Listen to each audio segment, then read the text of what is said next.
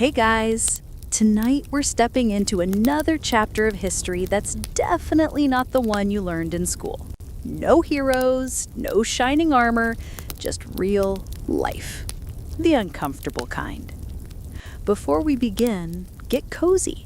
Dim your lights, settle into your pillow, maybe let a soft fan hum in the background. And if you honestly enjoy these strange, sleepy adventures through the past, feel free to like the video and subscribe. Tell me in the comments where you're watching from and what time it is for you. It's always amazing seeing this little midnight community come together from all around the world. All right, take a breath, relax your shoulders, because tonight's journey is about to begin. You wake up to darkness first. Not peaceful darkness, the kind that feels damp, cold, and slightly judgmental. Then comes the sound. A rooster screaming like it owes the devil money. Congratulations, you're no longer in the 21st century. You're in 1347, and your day is about to go downhill faster than a plague cart on a steep cobblestone road. You open your eyes. Immediate regret. Your bed is a bundle of straw, but not fluffy golden storybook straw. This is medieval straw. Gray, matted, sour-smelling, and deeply committed to scratching every inch of your body. Something crawls across your neck. You slap it. It crunches. You decide not to investigate. Your blanket? A slab of wool so stiff it could double as a minor shield in battle. It hasn't been washed since, well, ever. If fabric had traumatic memories, this one would never speak again. You stand up, and your spine pops like a haunted xylophone. You're 23 years old, but your joints have the energy of a retiree who fell off a horse 5 years ago and never recovered. You stretch your arms. Bad idea. The cold air punches you square in the soul. Your entire home is one room, one door, one hole in the roof, and one smell. That smell being a rich aroma of damp wood, human sweat, last night's turnip stew, and the goat currently glaring at you because you're standing on its favorite sleeping rock. You look around. Your whole family sleeps on the same floor. Your cousins, your aunt visiting temporarily for the last 8 months, and a toddler drooling on a cabbage like it's a pillow. Personal space is a myth. Privacy is a luxury no one can spell. Outside, a church bell booms, not melodically, more like a loud metallic threat. Your morning has officially begun. You step outside. Immediately regret it. The air is so cold, it feels like someone slapped you with a frozen trout. You scratch your head. Lice wave back. You ignore them. They're basically roommates now. Then you feel it. Nature calling. Unfortunately, nature does not offer voicemail. You walk to the back of your hut. There sits your bathroom, a wooden bucket that has seen things it can never unsee. One look, and your stomach protests. Someone didn't empty it last night. You suspect Uncle Rogan. You also suspect he's avoiding eye contact for a reason. You hold your breath, do your necessary business, and then perform the medieval ritual known as dumping it into the street. You're supposed to shout "Gardy Lou," the medieval version of "move" or "face consequences." You don't bother. Nobody ever moves anyway. The smell rises like a physical slap. You head back inside thinking, well, at least breakfast will be better. It won't. Breakfast is pottage, a thick, lumpy stew bubbling in a pot older than your entire bloodline. It's been simmering for 3 days, maybe 4. New ingredients aren't added, they migrate in. You're not sure if the green bits are herbs or mold. You take a bite. It tastes like sadness and damp wood. Your drink? Weak beer, because medieval water is basically a liquid parasite convention. Even kids drink beer. Medieval childhood is truly magical. Once fed, technically, it's time to get dressed. You put on your one outfit, your only outfit, a rough wool tunic crafted to ensure maximum itchiness at all times. It was originally brown, now it's mud-colored with hints of despair. It smells like smoke, sweat, and regret. Your shoes, if they can be called shoes, are more whole than leather. You scratch. You scratch again. You accept that you will be scratching forever. Now it's time for hygiene, which doesn't exist. Your teeth feel fuzzy. Medieval toothpaste has not been invented. The closest thing to dental care is chewing a stick and hoping for the best. You breathe into your hand. Immediately wish you hadn't. Outside, the sky is barely bright, but your workday has already started. You walk to the fields, passing neighbors who all look like variations of the same exhausted peasant template. Thomas the shepherd waves. You wave back. You don't know if he's smiling or showing tooth loss. Hard to tell. Your job today? Survive. Plow the fields, pull weeds, carry water, repeat until your spine tries to file for divorce. You hold your wooden hoe like it's both a tool and a weapon against fate. Hours pass. It feels like days. Your body aches, your hands are stiff, you have blisters on your blisters. At noon, you take a break. A small break. A shy break, the kind of break that's scared to exist. You sit under a tree, you open your lunch, bread so hard it could double as a medieval security system. You gnaw at the corner and pray your teeth don't give up. Then you hear it. A bell. Not the church bell, the plague bell. A cart rolls by. The driver, draped in cloth, face pale, calling out the words everyone fears. Bring out your dead. You freeze. The air freezes. Even the goat freezes. Life suddenly feels fragile. Your lunch suddenly feels pointless. The world feels like it's holding its breath. Then the cart moves on, leaving silence behind. You stand up. You go back to work, because what else can you do? Hours later, the sun sinks and your day finally ends. Your arms feel like they've been forged out of lead. Your back aches like you're 50 years older. Your feet are numb, except for the spots that hurt. You return home. Dinner is more pottage. Probably the same pottage, possibly improved with new fungus. You collapse into your straw bed. The lice welcome you home. The goat settles into the corner. Your family snores in harmony. You stare at the ceiling. Rain drips through the roof onto your forehead. You whisper, "Maybe tomorrow will be better." It won't. But you fall asleep anyway because you're too tired to argue with fate. The desert wind hissed against the truck as Ray pressed the gas, pulling away from the abandoned diner. The highway stretched forward, an endless, silent ribbon under the moonlight. But something felt wrong. The road was too quiet, too empty, even for Arizona at midnight. Ray kept glancing at the rearview mirror. Every time he looked, he expected to see the pale figure from the diner standing in the road, watching him leave. But the mirror showed nothing, just darkness. He turned on the radio to break the tension. Only static answered him. Low, crackling, shifting static. Ray frowned and twisted the knob. More static. Even the emergency channels hissed like sandstorms. But then, beneath the static, he heard a faint whisper. "Ray." Ray froze. His hand slipped off the dial and the truck swerved slightly before he corrected it. No. Impossible. He must have imagined it. But then it came again, clearer this time. "Ray, don't leave the road." Ray slapped the radio off. His heart thundered against his ribs. He took a deep breath. "Get it together," he muttered.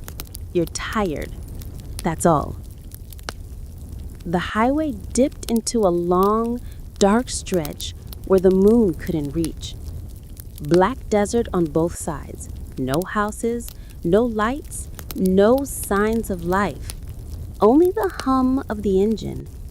Then, bang. The truck jerked violently. Ray grabbed the wheel as the whole vehicle shook like something heavy had hit the back end. What the hell? He checked his mirrors again. Nothing behind him. No animal, no car, no debris. Yet the truck rocked again. Something heavy slamming against the cargo trailer. Bang. Ray's breath turned cold. He turned on the trailer camera. Static. Nothing but gray crawling static. He turned it off. Then on again. Static. One more time. And this time, for a half second, a pale face flashed in the feed. White, expressionless, eyes hollow and dark, staring directly into the camera. Ray swore and slammed his hand on the dashboard. No, that's not real. He yanked the wheel and pulled the truck onto the shoulder. Gravel crackled under the tires. He threw the hazards on and jumped out with the flashlight. The desert night wrapped around him like a cold blanket. Silent, still, watching. Ray walked toward the back of the trailer. Every step felt heavier. His flashlight beam shook in his hand. "Hello?" he called into the darkness. His voice sounded small out here, swallowed by the empty landscape. No answer. He reached the back of the trailer. The metal door was slightly dented. Something definitely hit it. Ray swallowed hard. He grabbed the handle and slowly pulled the door upward. The beam of his flashlight slid into the empty trailer. Nothing inside, just boxes strapped neatly, unmoved, normal. Ray let out a long, shaky breath. But then, from deep inside the trailer, a whisper drifted toward him. "You're not supposed to be here." Ray froze. The voice wasn't coming from the boxes. It wasn't coming from outside. It was behind him. Slowly, painfully slowly, Ray turned around. At first, he saw nothing but the empty desert. Then, the darkness shifted. A tall, thin figure stepped into the edge of Ray's flashlight beam. Skin pale as bone, eyes black like empty craters. Head tilted in an unnatural angle, as if the neck had snapped long ago. Ray stumbled backward, hitting the trailer door. The figure didn't move, didn't blink, didn't breathe. It just watched him. Ray managed to whisper, "What do you want?" The figure's head twitched, one sharp jerking motion, and in a voice made of wind and dust, it whispered, "Don't leave the road." Then the figure vanished, not walked away, not faded, gone, as if it had never been there. Ray slammed the trailer door shut, ran to the truck, and jumped inside. He locked the doors, even though that felt useless now. His hands shook as he started the engine. He had one thought: keep driving, don't stop again. Ray pulled back onto the highway, tire spitting gravel. The desert stretched endlessly in front of him. But now, the road didn't feel empty. Something was traveling with him. Something unseen, something waiting. Ray pressed harder on the gas. He didn't see the figure standing on the side of the highway in his blind spot, watching him drive away, its head slowly tilting as the truck vanished into the night. Ray's knuckles were white on the steering wheel as the truck roared down the highway. He kept replaying the words in his head. Don't leave the road. Don't leave the road. Don't leave the road. Why? What waited off the road? What had climbed onto his trailer, and why did it know his name? The highway cut straight through the desert like a blade. No curves, no intersections, just a lonely line dividing sand and darkness. Ray kept his eyes locked on the center of the road, afraid that if he blinked, something would appear in front of him. For a while, nothing happened. The truck hummed. The road rolled beneath him. The desert stayed quiet. Ray's breathing slowly steadied. Maybe I'm dreaming, he muttered. Maybe I fell asleep back at the diner. But then, the radio snapped on by itself. A burst of static shot through the cabin, followed by a soft, broken voice. You left the road. Ray's blood turned to ice. No, I didn't. I didn't leave it. I just pulled over. The voice whispered back, more distorted this time. Pulling over counts. Ray hit the radio so hard the static cut out. The silence that replaced it felt even worse. He checked the mirrors again. And that's when he saw her. A woman. Standing directly in the middle of the highway. Far ahead, but getting closer fast as his truck sped toward her. A white dress fluttered in the desert wind, long hair hanging over her face. Ray slammed the brakes. The truck screeched violently, tires screaming against asphalt. The whole cabin shook as the trailer fishtailed behind him. Ray leaned on the horn. Move! Get out of the way! But the woman didn't move at all. The truck slowed. 60 miles per hour. 40 miles per hour. 20 miles per hour. Ray's heart pounded like it would crack his ribcage. Finally, the truck stopped just a few feet in front of her. The woman didn't flinch.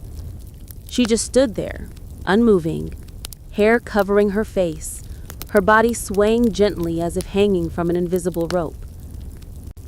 Ray's breath fogged the windshield. He whispered, Please, don't be real. But the woman raised her head, slowly, painfully, bones cracking with every inch. Her face was pale. Her eyes were hollow. Her mouth was stretched into a silent, unnatural scream, like she had died trying to shout something that never escaped. Ray couldn't look away. Then, she lifted her arm and pointed directly at him. Ray gasped and stumbled backward inside the truck. No! No! What do you want from me? The woman opened her mouth. At first, no sound came out. Then a whisper crawled across the windshield like frost. Turn around. Ray blinked. What? The woman's jaw dropped wider, too wide, unnaturally wide, until her mouth stretched almost ear to ear. Turn around. Ray shook his head fiercely. No way, I'm not turning back. But the woman lowered her arm and repeated, louder this time, turn around if you want to live. The highway suddenly trembled beneath the truck. A deep rumble rolled across the desert, like something massive had begun moving underground. The woman stepped closer, her feet dragging across the asphalt. Ray panicked. He threw the truck into reverse, tires squealing as he backed up too fast, swerving dangerously. Then he shifted into drive and shot around her, nearly clipping the edge of the road as he sped past. The woman didn't chase him, but Ray saw her in his mirror, standing perfectly still, watching, her jaw still hanging open in that impossible scream. As the truck sped away, the highway rumble grew louder. Ray whispered to himself, "Don't turn around, don't turn around, don't." The radio snapped active again. "Turn around, you're going the wrong way." Ray killed the radio and pressed harder on the gas. He didn't know what the woman meant. He didn't want to know. But the desert wind carried one last whisper through the cracked window, a voice he recognized from before. "You shouldn't have ignored her." Ray looked in the mirror, and the pale figure from before was sitting in the passenger seat, silent, still, watching him drive. Ray's screams echoed across the empty Arizona highway. Ray's scream died in his throat as his eyes locked onto the thing sitting in the passenger seat. It didn't move, didn't speak, didn't breathe. Just sat there, a pale, hollow-eyed figure, its head tilted in that same broken angle as before. Its long fingers rested neatly on its lap, as if it had quietly invited itself along for the ride. Ray's hands shook violently on the steering wheel. How did you get in here?" Ray whispered, his voice cracking. The figure didn't answer. The highway lights from the truck's beams flashed across its face, revealing skin that looked dry, cracked, and stretched too tight over its bones. Every time the truck hit a bump, its head jerked loosely like something not fully attached. Ray forced himself to look back at the road, heart hammering. Okay, he muttered. "Just keep driving. Don't look at it. Don't look at it." But he felt it staring at him, unblinking, unmoving, waiting. Minutes crawled like hours. The desert rolled endlessly ahead, but Ray couldn't focus. Every nerve in his body was screaming. He finally managed to speak. "What do you want from me?" Silence. Ray swallowed. "Why me?" Still nothing. Then the figure slowly turned its head toward him, not smoothly, but in 3 sharp, unnatural jerks. Click, click, click. Ray nearly vomited, the figure's black, empty eyes fixed on him. When it spoke, its voice wasn't a voice at all. It was the desert wind ripping across a grave. "You were supposed to stop." Ray shook his head. "I did stop. I tried. That woman, she told me to turn around. The figure hissed softly. "Too late." Ray's eyes widened. "Too late for what?" But the figure turned its head back toward the windshield, and then it lifted one long, bony finger and pointed straight ahead. Ray looked. At first he saw only the highway stretching forward. Then he noticed something. A thick, unnatural fog beginning to curl across the road. Not normal desert fog. This fog was dark, shadowy, like smoke without fire. Ray slowed the truck. No, what is that? The fog thickened fast, swallowing the horizon until Ray could barely see 10 feet ahead. The truck headlights dimmed as though the fog wasn't blocking the light, but consuming it. The figure whispered, "You're crossing over." Ray's voice cracked. "Crossing over to what?" The truck engine sputtered. The lights flickered. Then everything died at once. The dashboard went black. The radio silent. The headlights died. The engine shut off. The truck coasted forward in silence until it rolled to a dead stop inside the pitch black fog. Ray slammed the ignition. Nothing. Pressed the gas. Nothing. Hit the brakes. Nothing. Come on, he yelled. Suddenly, a sound came from outside. Not footsteps. Not wind. Not an animal. It was knocking. Soft. Slow. knuckles gently tapping the driver's door. Ray froze. The figure in the passenger seat slowly turned its head toward the sound. Click, click, click. Ray whispered, "No, no, please, no!" The knocking grew louder. Then a voice, a woman's voice, spoke from just outside the truck. "Ray, open the door." Ray's blood froze. He recognized the voice. The woman from the road. "Please, open it."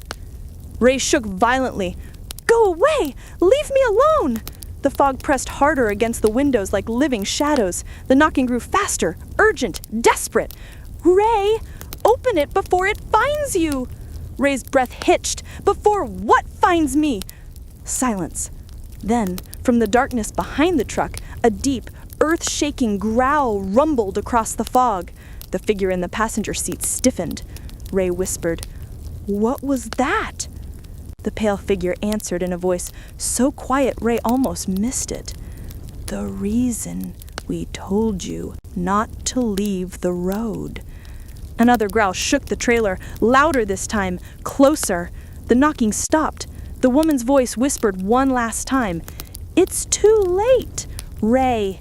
The truck violently jolted as something enormous slammed into the back of it. Ray screamed as the whole vehicle shook.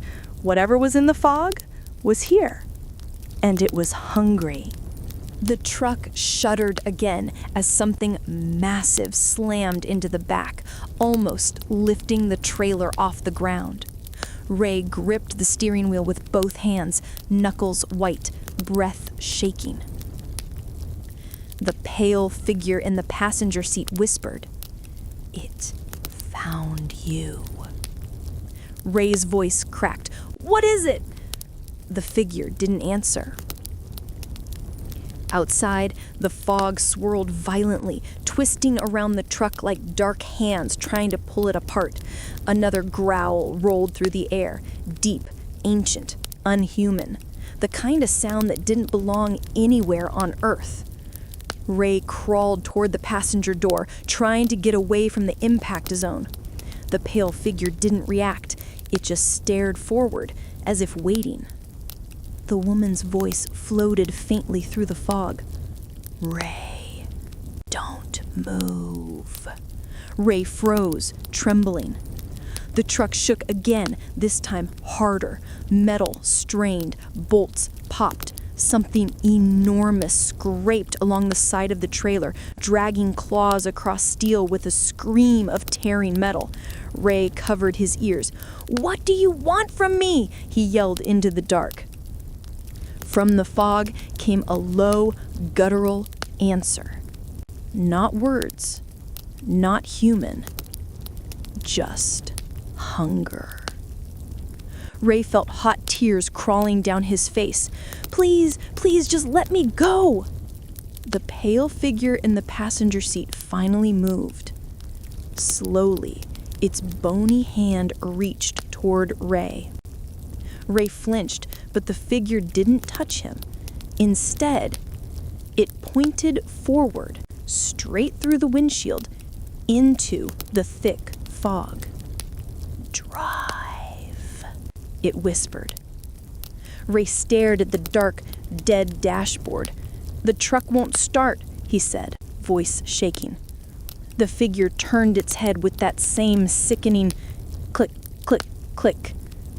"Try again." Ray swallowed hard, reached for the key, and turned it. Nothing. He tried again. Nothing. The creature outside slammed the trailer again, harder, crushing metal, rocking the whole truck. Ray screamed and turned the key one more time. The engine roared to life.